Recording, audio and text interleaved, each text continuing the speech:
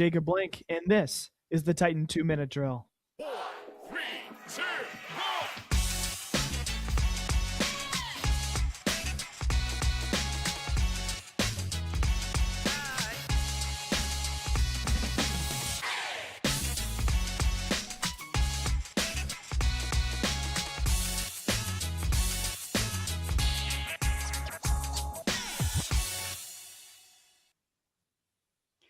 Jacob, we had a very busy weekend, and so did UWO Athletics. The women's basketball team advances to the Final Four for the second straight year in a row.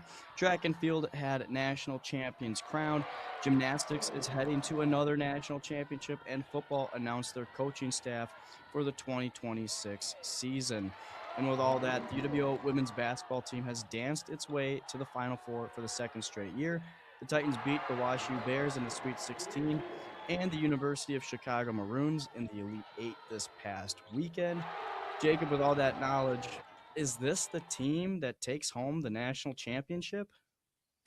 Well, Dylan, I think this is the team that gets to the national title game, but I'm not sure if this is the team that's able to, take home that national title. And I just think that because of the way that NYU has played, not only this year, but the past 3 years, right? I mean, they have not lost a game in 3 years, defending national champions. They're going to have a tough road, though, when they go on to take on Scranton, the number 2 team in the nation, in their Final Four matchup. Oshkosh, on the other hand, they're going to play Denison out of Ohio. And one thing I want to note about them is that they only have a 7-player rotation. So they don't really have much of a deep bench. And I think that's something that Oshkosh does a really good job of, is that we all know Paige Secker and Sammy Byer, they're going to get the ball. They're going to score the majority of the points for the Titans, but it's who's going to be that third player. And in last game, it was Bridget Frohlke. She had 8 points against UChicago. The one before that, though, was Kate Hummel, with 16 against WashU. So I think it really varies from day to day who's going to really be that third option. I think that's only going to help this Titans team. Yeah, it's really that depth that the Titans have that is going to help them and launch them into the finals of the NCAA championship. And honestly, it's that depth factor because Denison, like you mentioned, they're thin on the bench, but the Titans, they can rotate. They have at least 10 deep that they can go. Most of the time they cut it to usually 8 or 9 deep.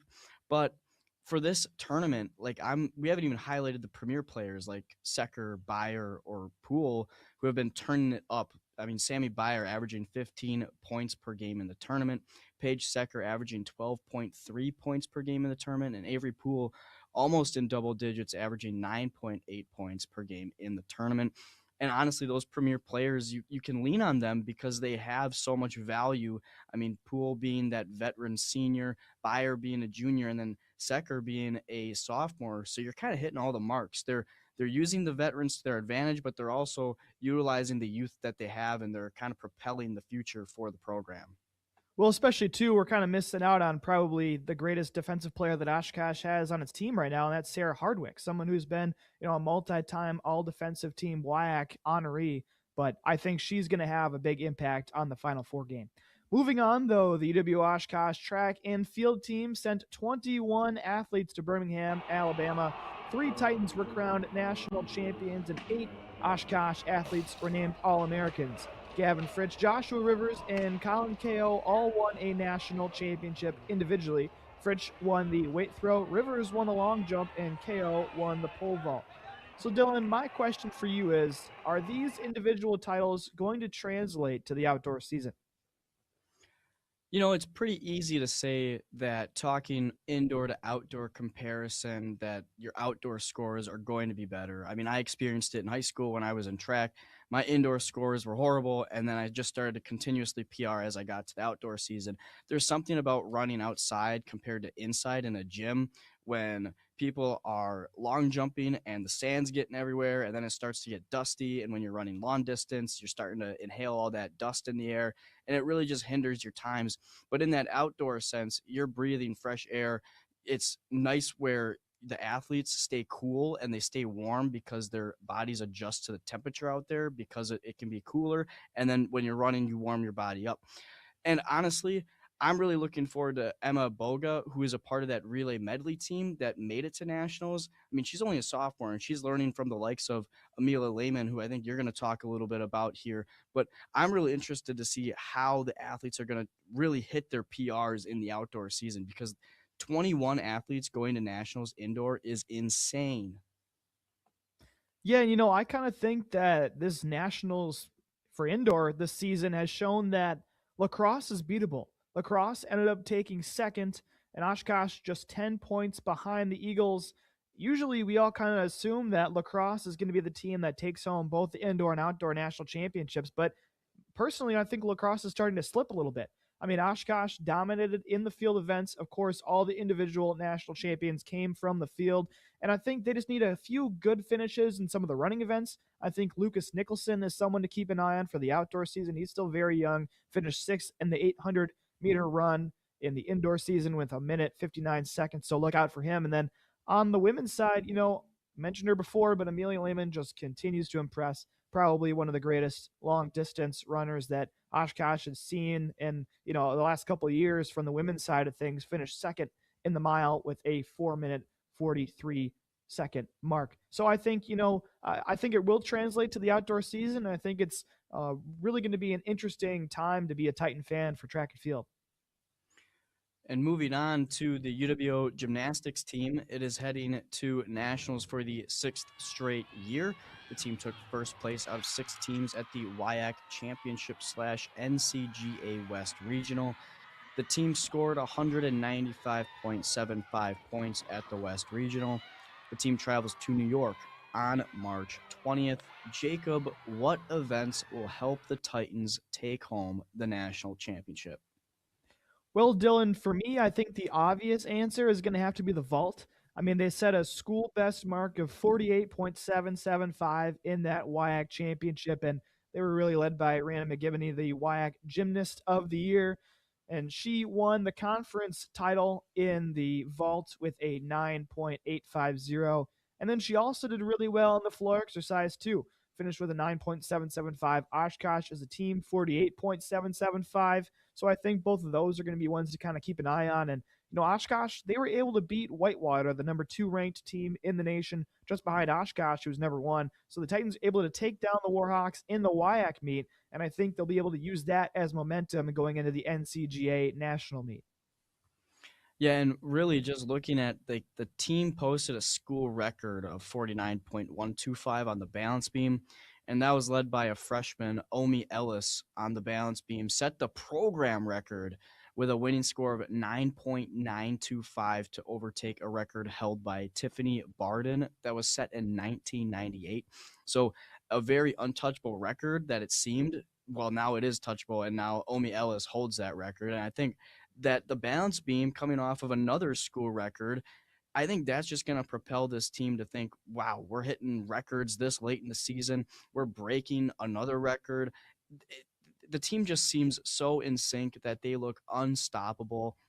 And it's really hard because their worst score was a 48.5 in the uneven bars at the West Regional. So, I mean, 50 is the maximum you can get. So they're only 1.5 points away from hitting a perfect score in their worst event. Well, yeah, and two, I mean, Coach Lauren Carnes does such a good job with those women in the gym. I mean, you walk into Colf pretty much at any time of the year, and they're always out there practicing, which I think is just utterly amazing. And that's something that, you look at some of the other sports, they don't really hone in their craft in that way. They're not always practicing 24/7. They might be in the weight room this time or over here this time, but gymnastics, I mean, whenever you go in there, they're honing in on their craft, which is just amazing to me. And the fact that they went through a stretch there where they won 3 national championships in a row, this just shows that Carnets has the ability to get this team back to lifting the trophy, which I think they will. So moving on now, as we take a look at UW Oshkosh football, the Titans announced a coaching change. Tim Shields previously held the general manager role and was promoted to offensive coordinator. He's also going to serve as the offensive line coach in addition to being the OC. The team also added a new running backs coach in Levi Hammer, and he comes from Concordia University in Minnesota. So Dylan, will the coaching changes help the football team next season? You know, Jacob, I sure hope so. I mean, taking a look about that offense, and it was really rough when I was digging deep at the statistics since Jennings has come as the head coach. I mean, in 2022, 33.6 points per game. In 23, 37.2 points per game. We're on the up. That's some pretty high numbers, but then it drops by 11 points per game in 24 with a 26.8 point per game. And then it finally drops 4 more points to 22.3 points last season. I'm not really sure what needs to be changed, but I think a coaching change will help. Maybe it's going to add a new perspective into the playbook. Maybe they're going to scrap a few plays. And again, I don't know how a GM transitioning to an OC is going to really relate to this offense. I'm pretty curious to see what kind of additions or subtractions he's going to make in the playbook. But that's kind of my thoughts on it. I mean, you're taking a look at a bottom team WIAC this past season, and you're kind of saying we got to flip the script now. Well, and Oshkosh has just kind of continued to kind of fall themselves deeper and deeper down the WIAC standings every year. But I'm kind of curious to see, how Shields is going to do working with Coach Jennings. I mean, both of them, of course, came from UW-Dub at one point, but I feel like Jennings usually is the one that takes more control of the offense. I mean, from every time I've talked to him too, it seems like he's someone that's always amped up to drop some new plays too. So I'll be kind of curious how much say that Shields has. And you look at what Shields did as a co-offensive coordinator at UW-Whitewater in 2022. His team averaged 28.82 points per game offensively, and while that's slightly better than what we saw last year out of UWO, it's quite not some of those numbers that we saw when Jennings first took over. So, same as with you, I'm kind of curious to see how a lapse in time from being an offensive coordinator is going to really affect this Titans offense. And the other thing, too, is the other coaching change we kind of mentioned here with Levi Hammer going to the running backs position. And he was a wide receiver at UW Stout, a two-time all-conference athlete. So I think he'll be somebody to kind of look out to and see how he helps this running back room kind of progress the offense. And then real quick before we head to break, Trey Tetzlaff also changed to a DB coach, and he was a star receiver who has records here at UWO. So interesting that he got moved to the defensive side. But you're watching Titan 2-Minute Drill on Titan TV. We'll take a short break, and when we come back, we will have an interview, so stay tuned.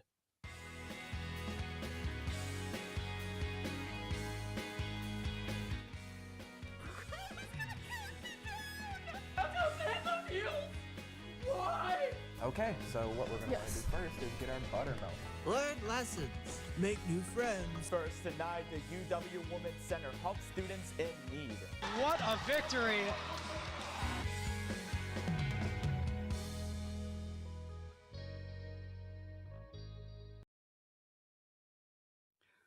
Welcome back to Titan 2-Minute Drill. Joining us today, we have a very special guest coming on the 2-Minute Drill. It is Justice Sear. Justice, he is an on-air personality for WRST and for Titan TV. He's going to be traveling to Salem to call the Final Four.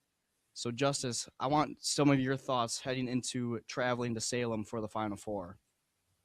Yeah, I mean, I'm super elated, I think would have to be the word. I'm just excited beyond belief to get the call to go to Salem, cover this women's team that just feels like they're a team of destiny as of late.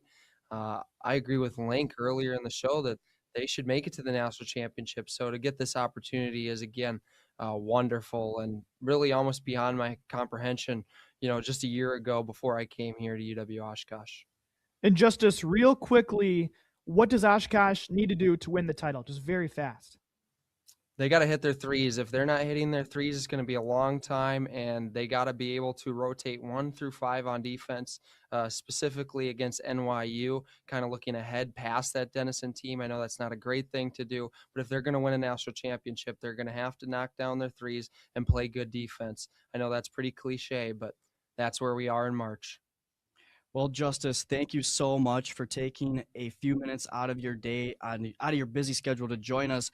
But that's all the time we have for the Titan 2-Minute Drill. I have been Dylan Shabilsky, joined by Jacob Link. Thank you for watching the Titan 2-Minute Drill.